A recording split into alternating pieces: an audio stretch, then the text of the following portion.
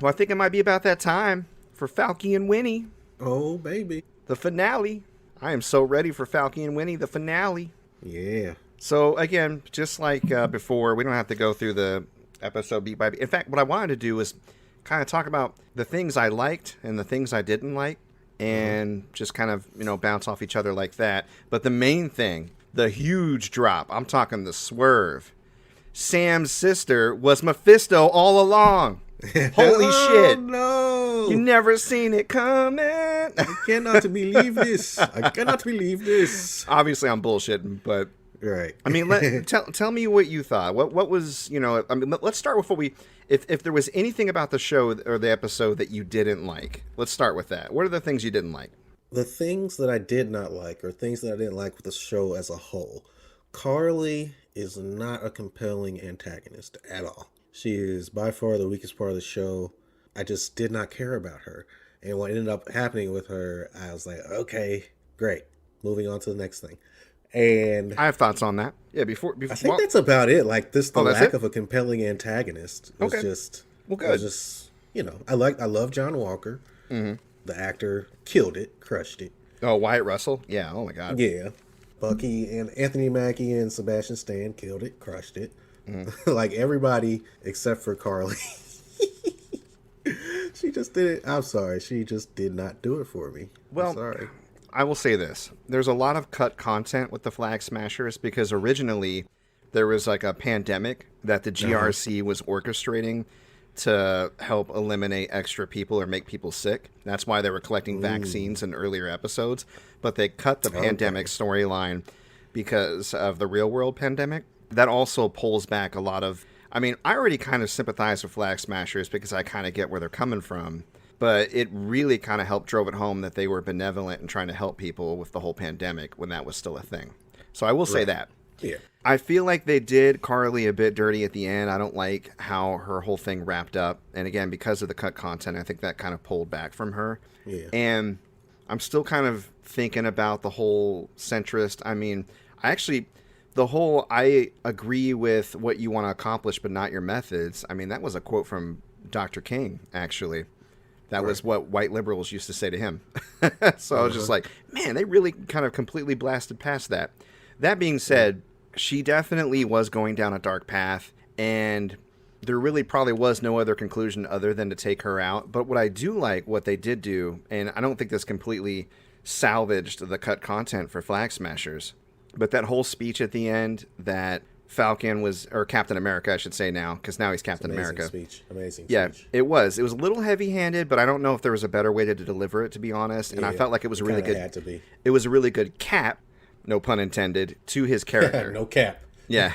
But it was a good cap to his character as far as his character arc, and I'll explain that in more detail later on. But I just want to get to the fact that he said, "Don't call them terrorists. Stop labeling people because it stops you from needing to understand them as people." Think about why she got to that point.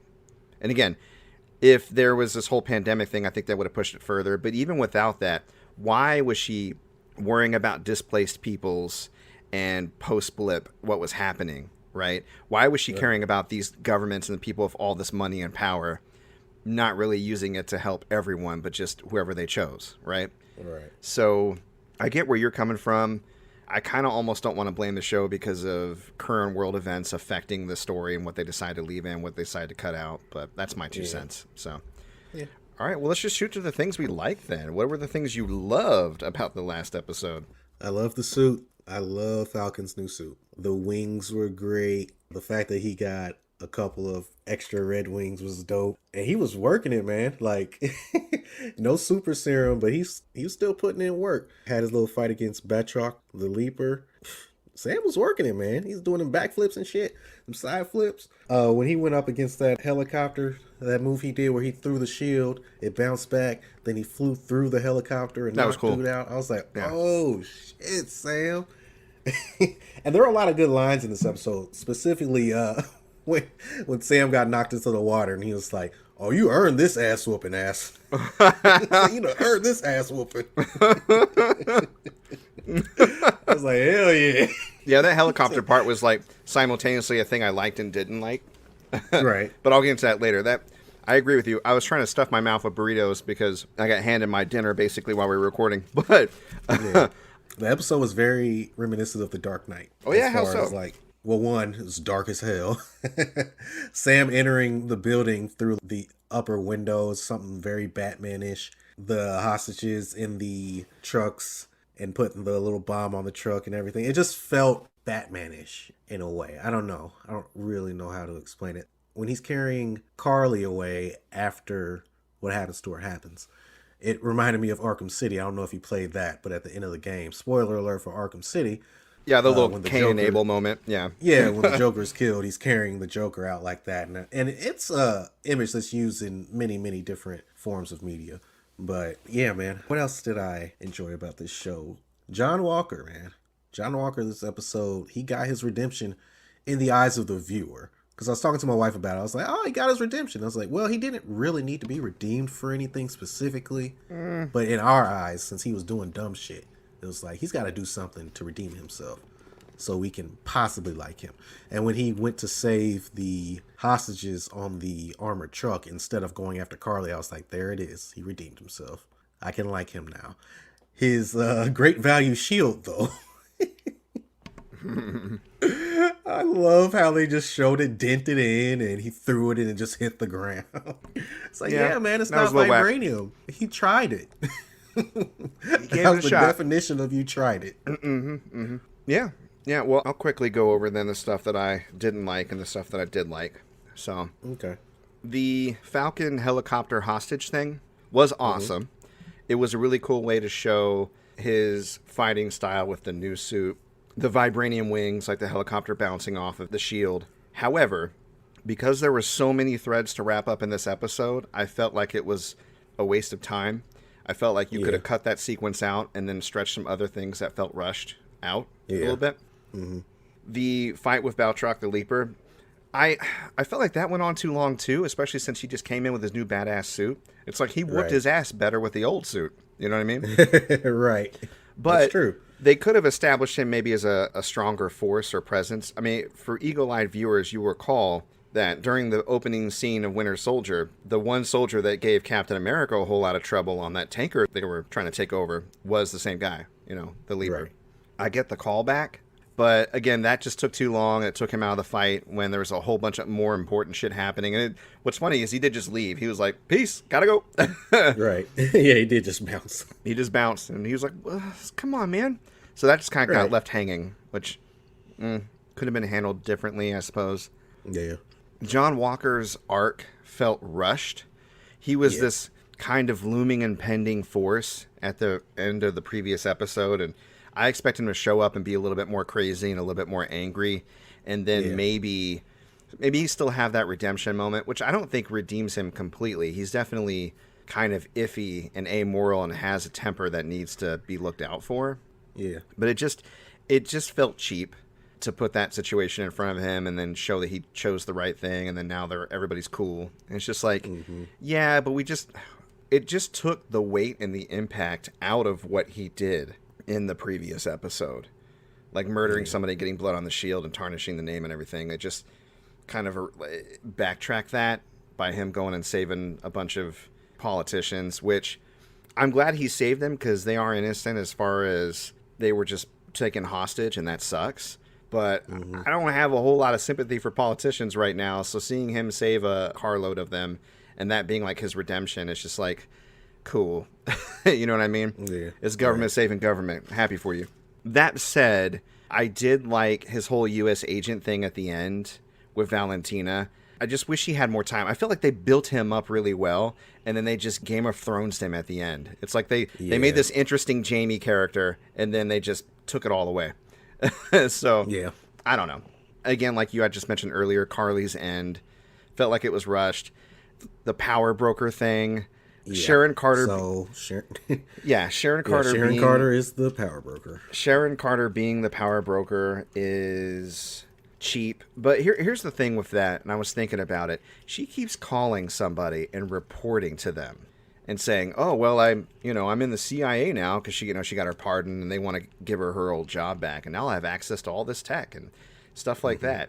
So it makes me think that maybe the power broker is either not one person, or she just didn't deny she was the power broker, even though she's not actually the power broker.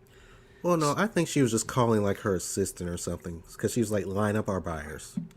It could be, but unless they're completely retconning things, Baron Zemo references the power broker in previous movies as a male and as somebody existed prior to Sharon even needing to go on the run. So, Oh, he does? yeah, if you go Okay. back to Civil War. Yeah, I was looking into it because I really, really wanted to be wrong about thinking it was her, and that's why I was convinced it wasn't going to be her. And when they showed it was her, I just didn't accept it. I was like, nope, Right. I'll accept that. Now, her being a bad guy or being turned or joining with the power broker, I could see. So either she is part of the quote-unquote power broker, like the group. Mm-hmm.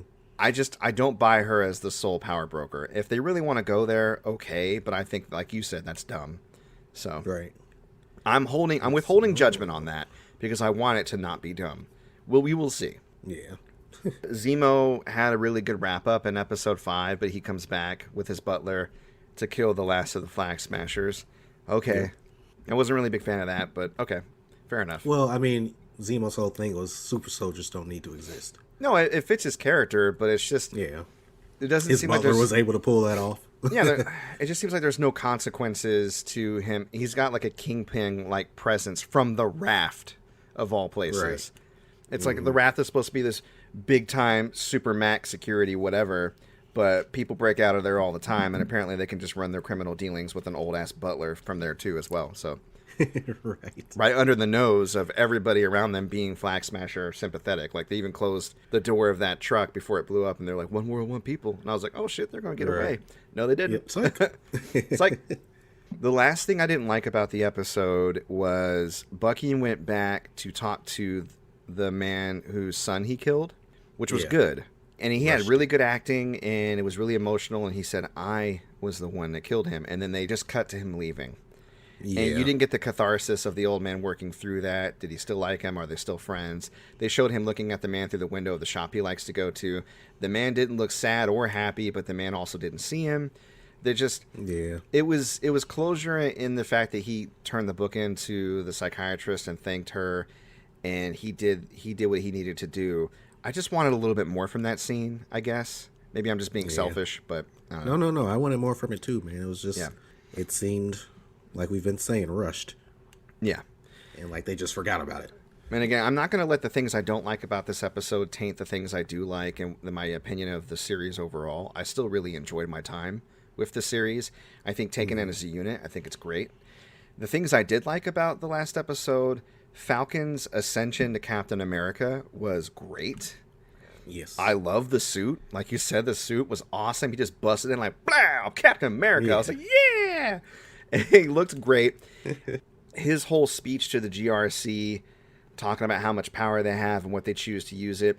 Again, in this kind of political climate, I'm like, on the one hand, I'm really for everything that he's saying and wanting it to work. And I think that words do matter and ideas matter. Putting ideas out into people's minds, people who speak, thought leaders, like they do matter, because nobody was talking about raising the minimum wage or Medicare for all or higher education for everybody.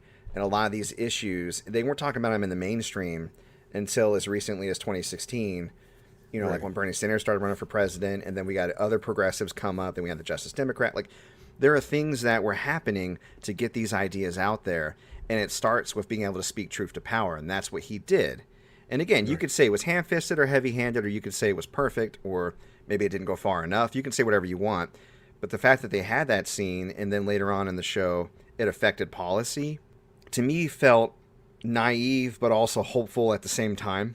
Mm-hmm. Because I wonder if you could actually stand in front of senators and say that shit and actually have a difference. If it could overcome their beholdenness to their special interests, right? Because most of the time when politicians in the real world make decisions, it has more to do with their rich donors and what benefits them.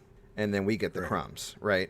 So with the GRC being a fake government entity and not really understanding the financials of the situation, I liked it still. You know, I let that hopeful part of me watch it and be inspired and go, yeah, that's cool. And it really, it fit Falcon's growth as a character. Like he said, I'm going to be Captain America. I'm a black is man what wearing it the is. stars and stripes, but I'm going to take charge and I'm going to do my thing. And it got through to Isaiah Bradley, who still, you can see he wears the cynicism on his sleeve. But that part at the end where he took him to the Smithsonian and showed him that they had his own section added for Isaiah Bradley to tell his story, that was cool. Almost fucking cried, man. I did cry. Like, I Yeah. welled up. Like, I thought that was really sweet. And obviously, I had a big impact on Isaiah. I, like, hugged him. It was very emotional. I loved it. Even though there were some threads I would have liked to have been fleshed out a little bit more, there were parts of the story that wrapped up a little bit too neatly, and the pacing of the episode was all over the place. The one through line, or the one constant, I think, was Falcon's growth into Captain America and accepting and transforming that mantle, and Winter Soldier's growth to forgive himself and move past being like a brainwashed killer. Those arcs were handled well. I thought John Walker's arc was set up and carried really well and just kind of face planted, unfortunately, but maybe there's time to redeem that. And yeah, overall, great series. Yeah. If I had to give it a score out of 10, I'd give it a 7. Yeah, I like to do out of 5. I feel like there's too many numbers in 10. Okay. Like, 1 is bad, 2 is not the worst, but below average, 3 is average, 4 is good, 5 is fucking perfect. I would give it a 4. Okay. I give it 3.5. Yeah. Okay. Yeah. So we're around the same. Yeah. Again, I mean, taken as individual episodes, I don't think its sum is as great as its parts, but some of its parts were like, whew, you know what I mean? Like I had so much fun watching the show. So